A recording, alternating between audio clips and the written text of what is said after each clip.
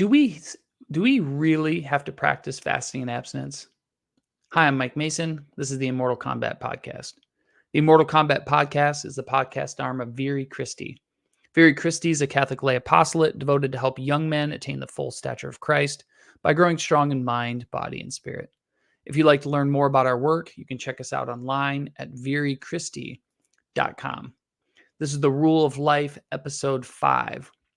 And fellows, we are wrapping up our reflection upon being strong in body.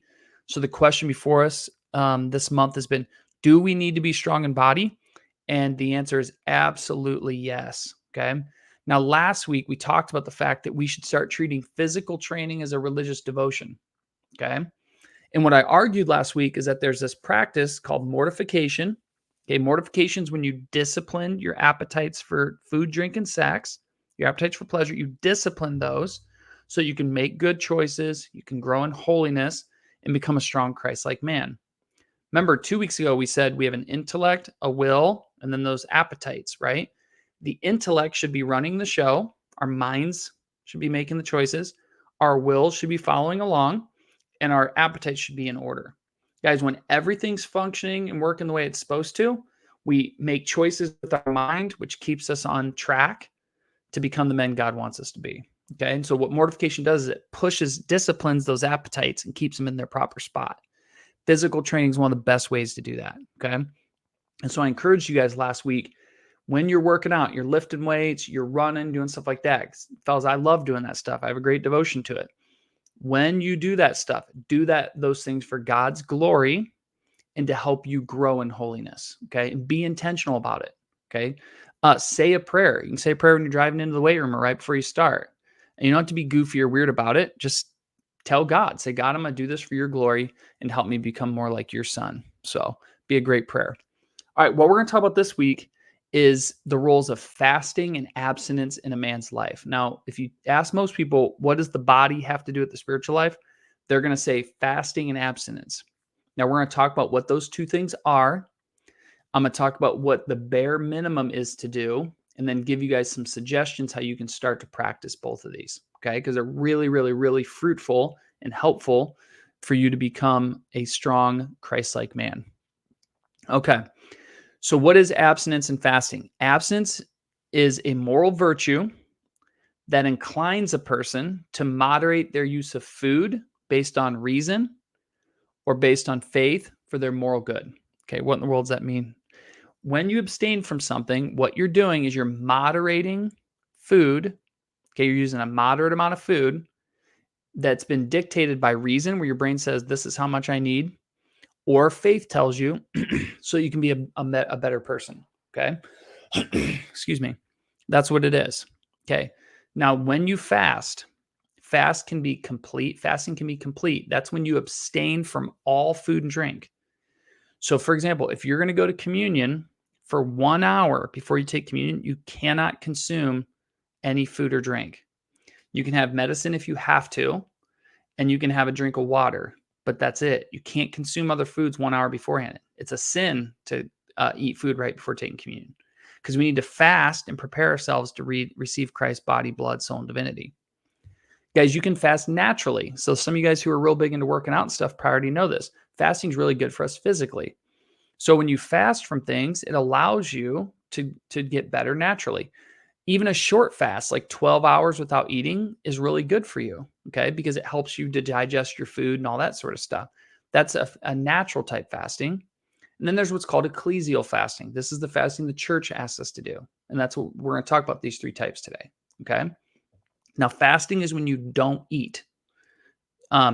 Abstinence, as used in the church, is when you abstain from eating meat. Okay, so fasting, not eating at all.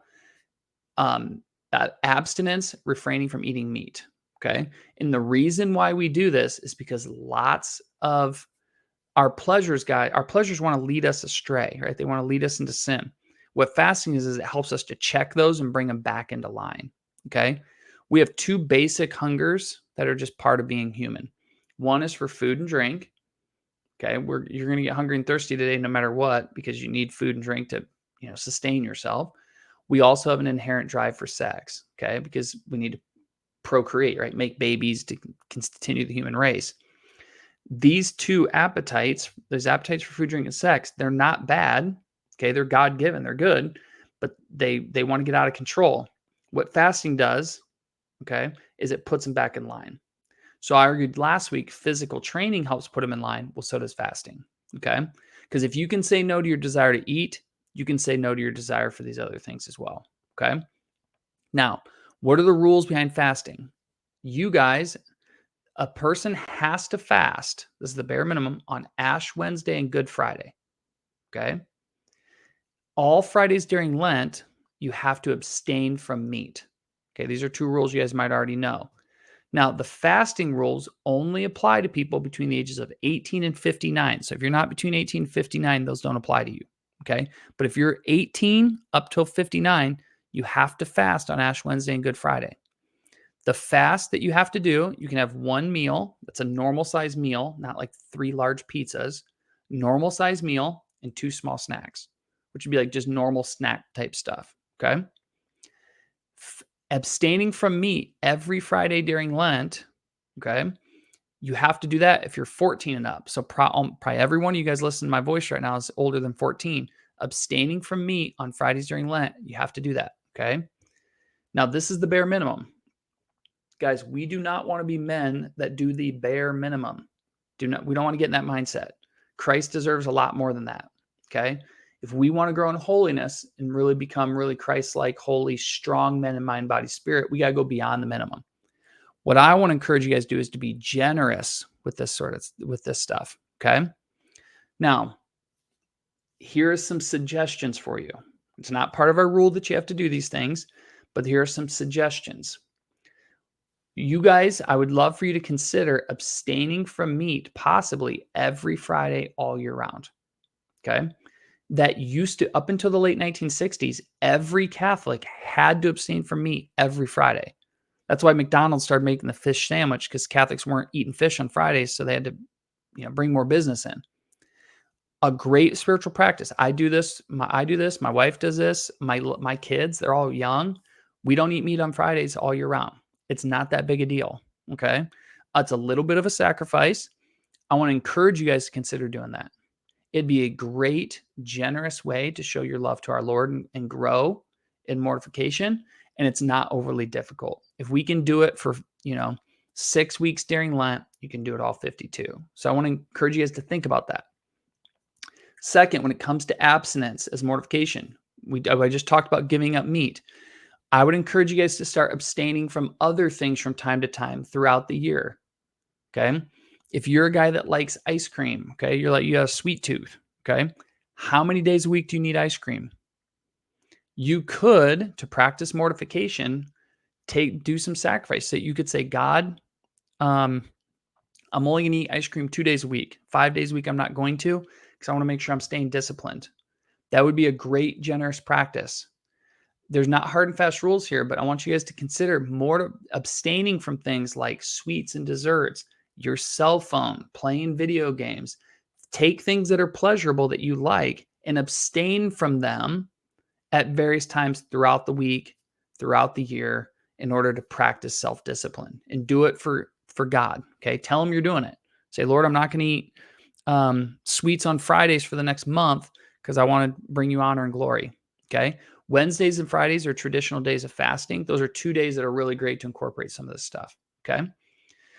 Lastly, you guys don't have to fast. There might be good reasons not to. Remember, I'm not a doctor. I'm not giving you guys any medical advice.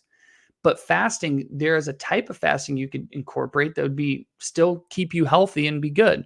It's called intermittent fasting. You guys could, on certain days, say, you know what? I'm just not going to eat anything for the next 12 hours. I'm just going to skip breakfast. Instead of eating breakfast, I'm going to read my Bible a little bit. That is a good practice for you to grow in holiness and to get better. So you're not bigging off this big chunk, but things that are bite-sized to get you in the habit. Okay. And then lastly, if you guys go to Mass on Sunday mornings, okay, so you're a morning Mass guy. I'm a morning Mass guy. I want to encourage you, consider not eating before Mass. In the tradition of the church, people did not eat before they took communion on Sunday mornings. I want to encourage you guys to consider doing that. I think it would be a great spiritual benefit. You get a ton out of it. It's a small sacrifice, but an important one. So All right, we're butting up against the 10-minute clock, so I'm going to stop there. Next month, we're turning to strong in mind. Looking forward to it. Hope you guys have a great week. God bless.